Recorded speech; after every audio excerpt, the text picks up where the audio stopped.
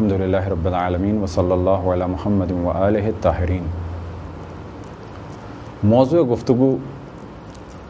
نماز یومیہ۔ نماز یومیہ 5 ہیں: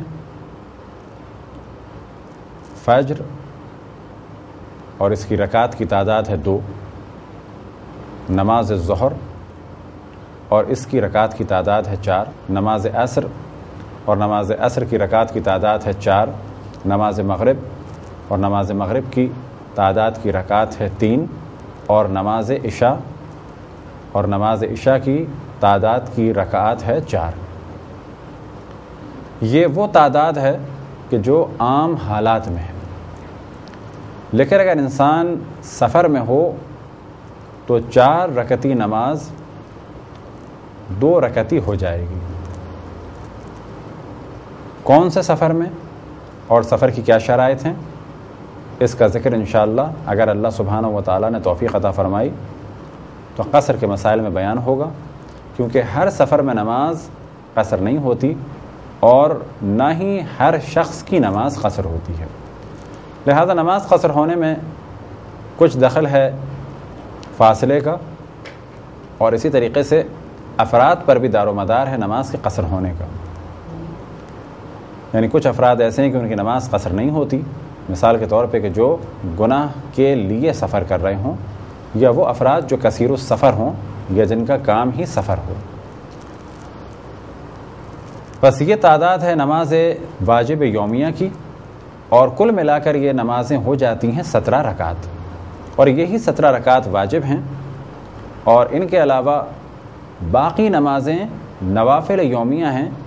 کہ ان کی تعداد بھی اگر اس وقت بیان ہو جائے تو کوئی حرج نہیں، گو کہ ان کا موضوع بعد میں انشاءاللہ اگر اللہ سبحانہ و تعالیٰ نے توفیق عطا فرمائی تو اس کا ذکر کیا جائے گا۔ نماز فجر کی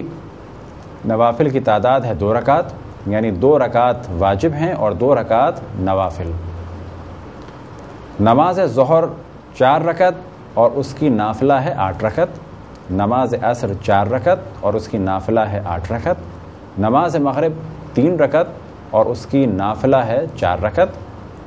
اور نماز عشاء 4 رکعت اور اس کی نافلہ ہے 2 رکعت۔ اور اگر ان میں ملایا جائے نوافل شب یعنی رات کی نوافل کہ جن کو مجموعاً کہا جاتا ہے نماز تہجد، گو کہ ان کی تعداد کل ملا کے ہو جاتی ہے 52، لیکن عام طور پہ کہا جاتا ہے 51، یعنی سب ملا کے یہ ہو جاتی ہیں 52، لیکن عام طور پہ کہا جاتا ہے 51۔ نوافل شب کی تعداد ہے 11 رکعت، کل ملا کر یہ 52 رکعت، لیکن ان کو کاؤنٹ کیا جاتا ہے 51 رکعت، اور وجہ یہ ہے کہ 2 رکعت نوافل عشاء کو واجب ہے کہ بیٹھ کے پڑھا جائے، اور کیونکہ اس کا بیٹھ کے پڑھنا واجب ہے تو اس کو عام طور پہ 1 کاؤنٹ کیا جاتا ہے۔ یہ ہیں کل تعداد نماز واجب یومیہ کی اور نوافل یومیہ کی۔ اب انشاءاللہ تدریجاً مختلف موضوعات کو آپ کی خدمت میں بیان کیا جائے گا۔ خداوند تبارک و تعالیٰ سے دعا ہے کہ بحق محمد و آل محمد ہمیں اپنے رسول اپنی حجتوں